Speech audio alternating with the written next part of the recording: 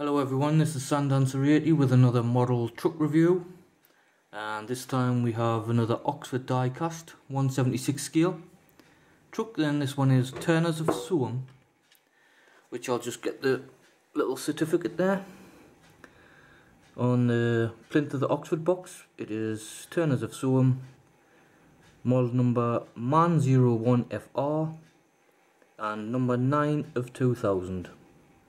Which is quite a low number. Right now, this unit here we have is a MAN TGX XLX, I think it is, and it has a refrigerator trailer. So we'll just have a look at the cab unit first. 6x2 unit, or a 6-wheel cab. We have the 3 globes at the top, which is like Turner's sort of company logo with the Turner's name on the side there.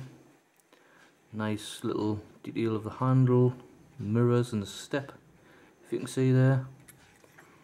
The front has a nice man grille on it, visor, the Turner's name at the top.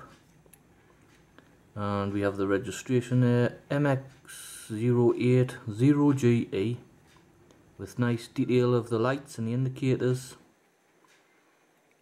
and the stripe of the Turners company colours on the front there. And the other side is the same, we have the Turners logo, phone numbers, the step. It's a nice model.